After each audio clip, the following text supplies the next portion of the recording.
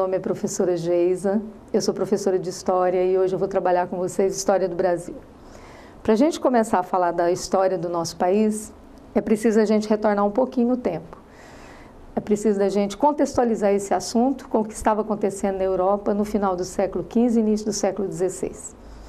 A história do Brasil está diretamente ligada a um contexto que nós chamamos de expansão marítima comercial europeia, e neste contexto os grandes descobrimentos e a política mercantilista desenvolvida pelos portugueses naquele momento. Então a história do Brasil está inserida neste contexto.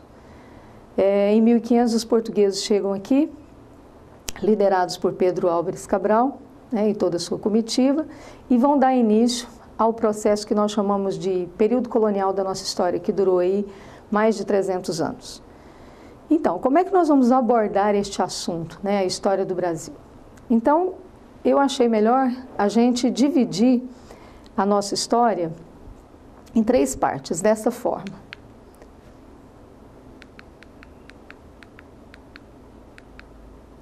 Nós vamos fazer assim, vamos trabalhar toda a história do Brasil, desde a chegada dos portugueses até hoje, em 3 partes. Vamos dividir aqui, a primeira parte da nossa história é o período colonial. A gente trabalha a primeira fase, o período pré-colonial, e depois o período colonial, destacando os principais fatos de cada um dos períodos.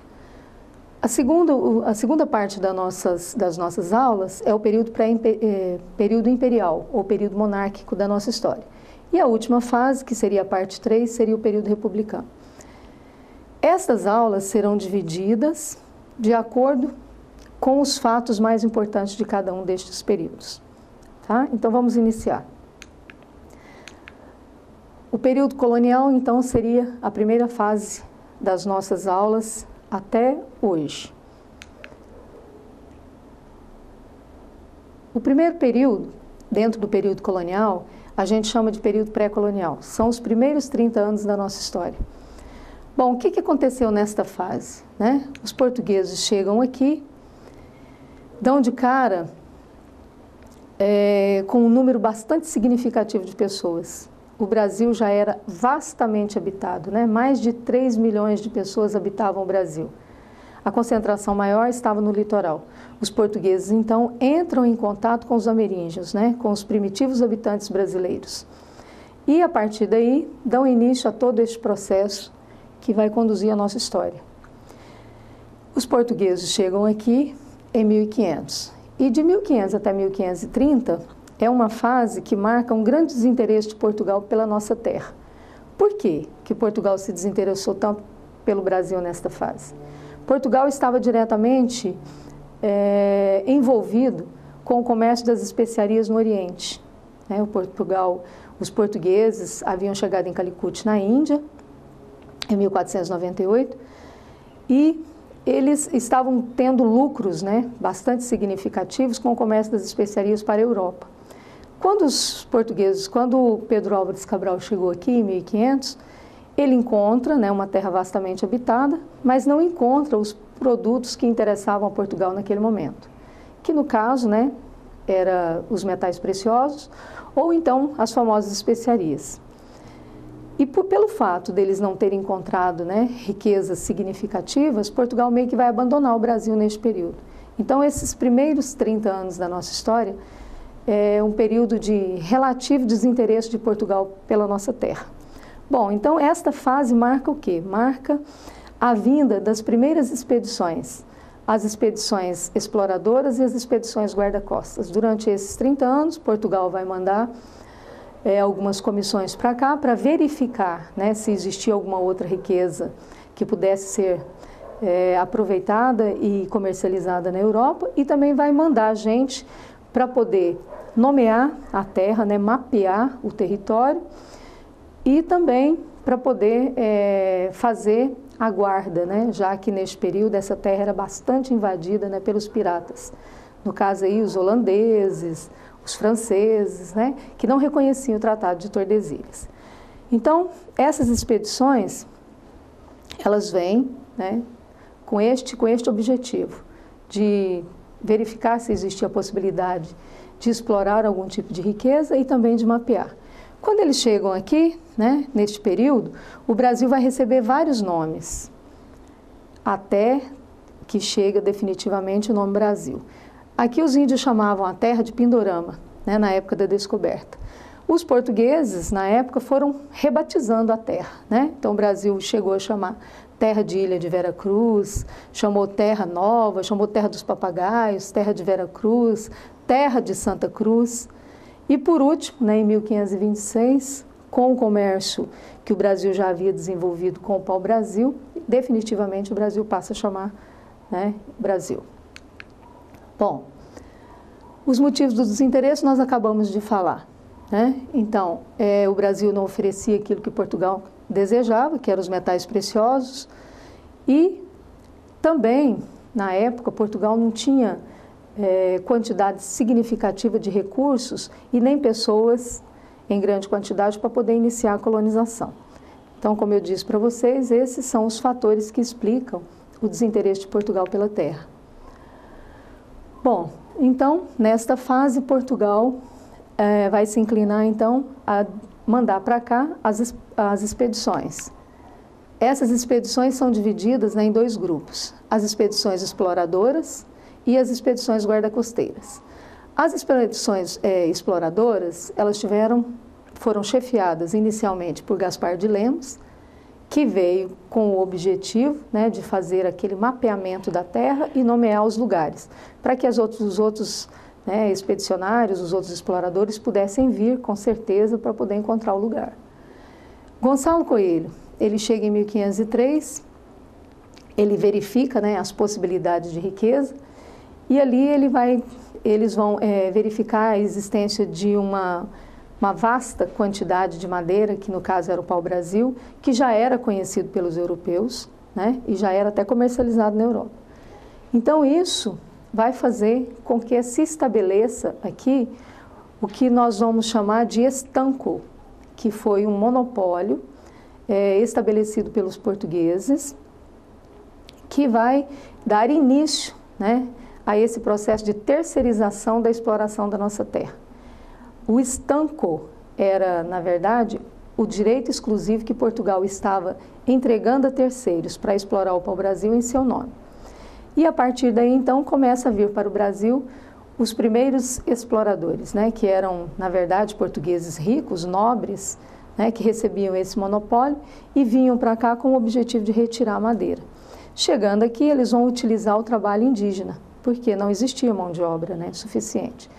Através da troca de presentes, né, de bugigangas, eles estabelecem aqui o que a gente vai chamar, né, de escambo, que era o trabalho do índio, né, em troca de bugigangas. E durante todo esse período, os portugueses também vão mandar as expedições guarda-costeiras. Elas serão chefiadas por Cristóvão Jacques, com o objetivo de expulsar os piratas das encostas do Brasil, para proteger, então, né, o início, né, dessa riqueza já retirada pelos portugueses. Bom, essa primeira atividade econômica do Brasil, a gente diz que ela é uma atividade assistemática, né, e predatória. Por quê? Porque eles vão retirar uma grande quantidade de madeira, né, vai devastar a floresta, certo? Então, por isso, predatória, né? Eles não vão repor essa madeira. Então, durante esses 30 anos, essa exploração ela vai ser realmente sistemática. E é nessa fase, então, que se estabelece o estanco e o escambo. O estanco, que é o monopólio, e o escambo, que era a troca, né, feita com os índios. Eles trabalhavam, retiravam a madeira, levavam para armazéns que os portugueses construíam, que nós vamos chamar de feitorias. E, em troca, eles recebiam vários presentinhos dos portugueses, né? Facas, facões, canivetes, né? Um punhado de instrumentos que eles não conheciam. Bom, então aqui, que eu acabei de falar para vocês, o estanco e o escambo, né? Que são, digamos assim, as relações que serão estabelecidas entre os portugueses e os brasileiros nesta fase da nossa história. Bom, passando um pouquinho para frente. Quando chega por volta de 1527 até 1530, o comércio com as especiarias no Oriente entra em decadência. E os portugueses deixam então de ter aqueles lucros, né, significativos que eles estavam tendo. Eles começam inclusive a ter prejuízos. Por quê? Porque a Europa já estava, né, abarrotada de produtos. Então, o preço das mercadorias caíram de forma bastante significativa. Nessa época, os espanhóis estavam levando também para a Europa uma grande quantidade de metais preciosos. E é claro que essa grande quantidade de produtos com os metais vai gerar uma crise inflacionária muito grande na Europa. E eles vão, né, entrar numa fase de crise bastante significativa. É neste contexto que Portugal começa a olhar de novo para os brasileiros, né, para o Brasil. E isso coincide com uma fase de intensa invasão do território brasileiro. Então, Portugal, ele vai resolver de fato colonizar o Brasil. Por quê? Então, por dois motivos. Primeiro, porque o comércio com as especiarias estava entrando em decadência. E segundo, porque ele estava correndo risco nesse momento, né, de perder a terra para os piratas, principalmente para os franceses.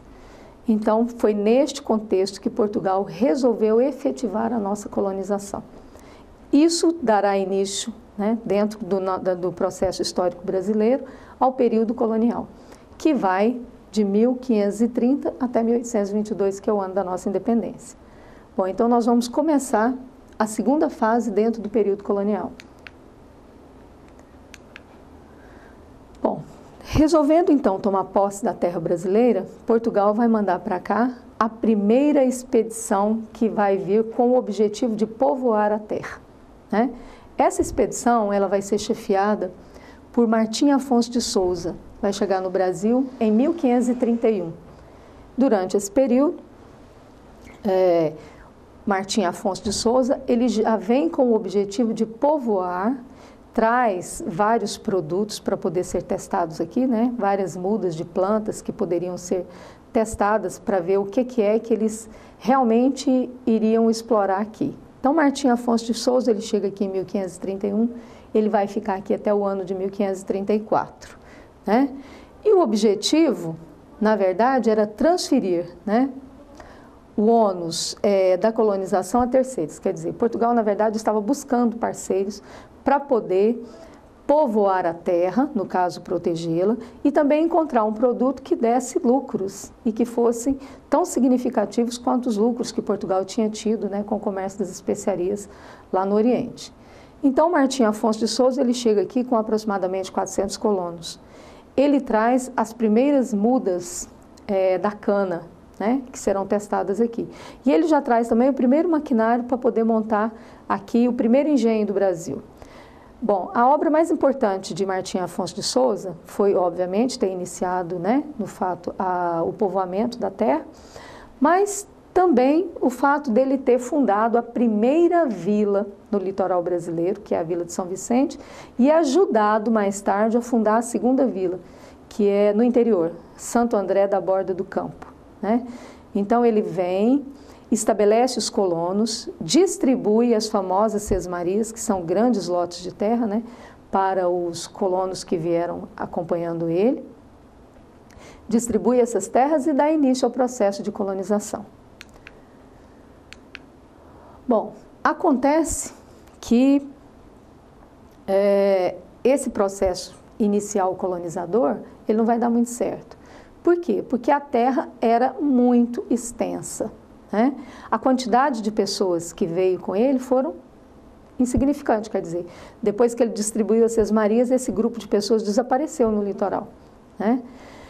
E aí, Martim Afonso de Souza retorna para Portugal, né, não com a notícia muito boa para o rei, dizendo que era necessário, né, investir uma quantidade maior de recursos na terra, porque aquela quantidade de pessoas e aquela quantidade de recursos não traria para Portugal os lucros que Portugal esperava.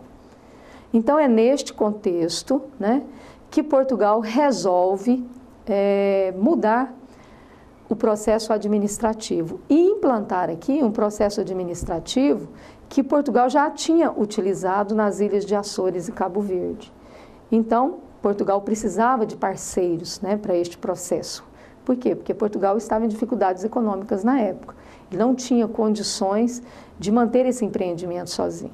então Portugal vai implantar o que a gente conhece pelo o famoso nome de capitanias hereditárias, né? O primeiro sistema administrativo que Portugal vai implantar aqui na nossa terra.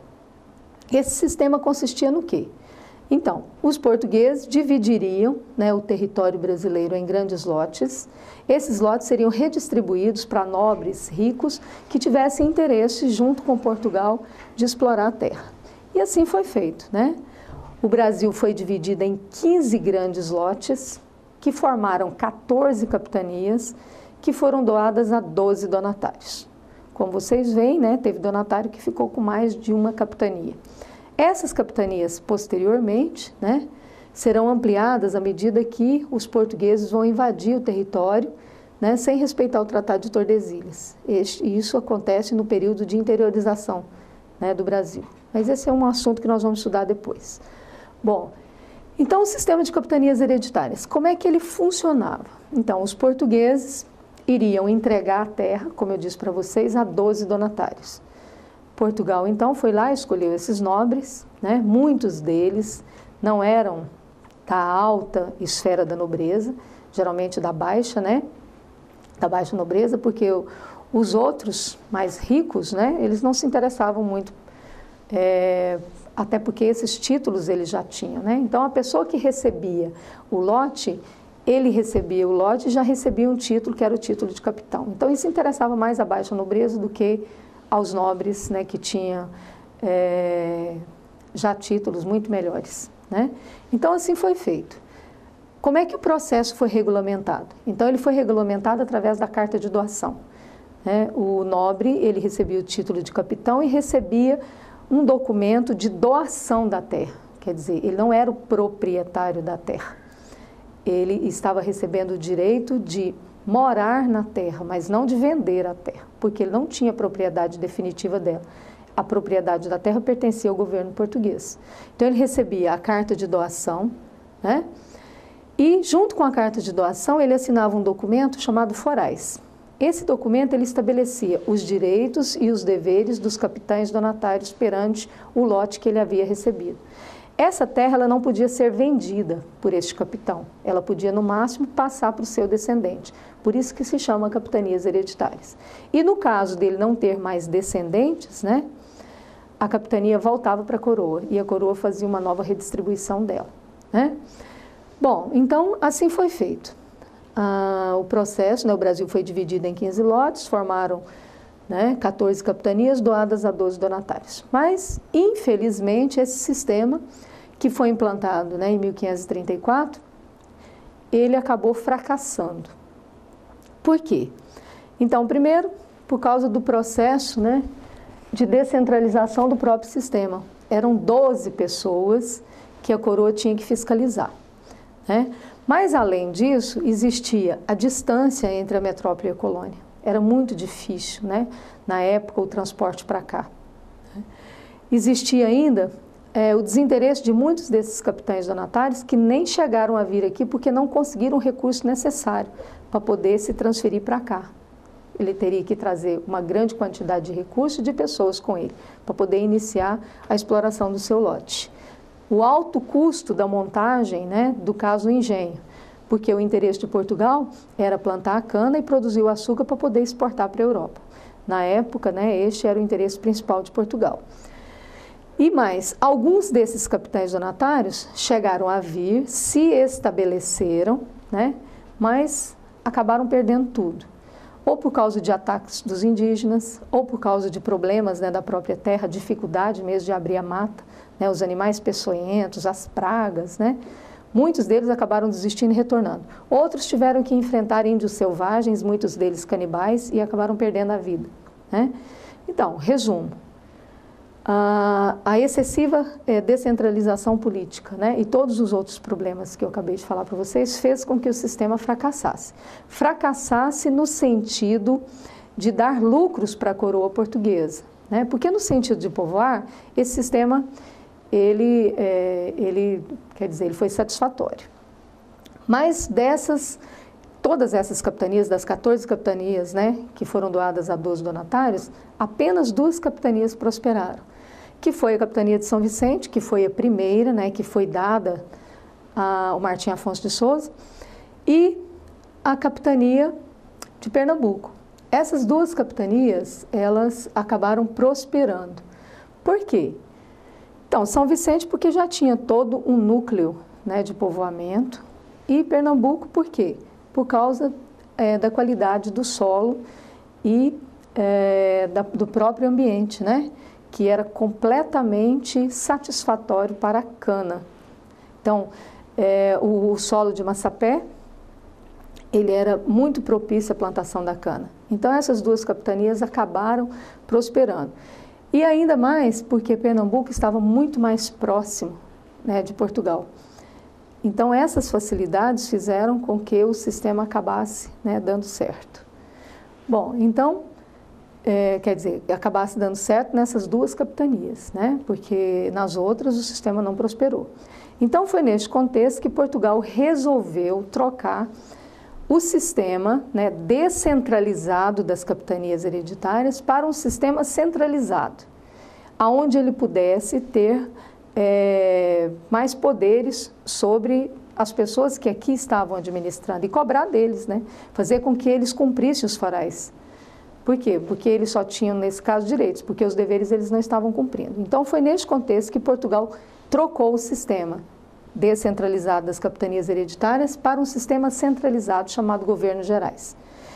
Bom, essa divisão da terra, essa divisão que foi feita para poder administrar a terra, ela vai se manter. As capitanias, né, vão continuar existindo. O que vai mudar é quem vai governar. Quer dizer, os capitães donatários, eles vão continuar, cada um deles, né, dirigindo a sua própria terra, a sua própria capitania.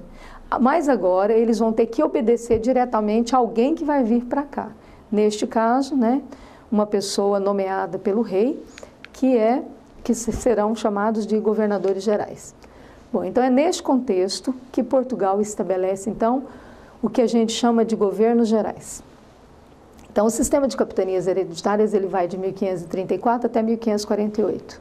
Em 1548, né, Portugal, então, oficializa a mudança administrativa. Os capitães donatários, eles seriam uma espécie de governadores, mas que teriam que obedecer, né, agora um governador geral, que seria uma espécie de presidente. É isso que eles teriam que fazer, né? Eles teriam que dar satisfações diretamente ao governador geral que viveria aqui no Brasil, tá? Então, é nesse contexto que se estabelece o sistema chamado de Sistema de Governos Gerais. Ele é feito, né, regulamentado, né, pela Carta Real, um documento, né, expedido pelo rei, e se estabelece, então, essa nova administração, né, da terra, tá? Então, vamos dar uma pausinha, daqui a pouco a gente volta, né, e damos continuidade à nossa aula.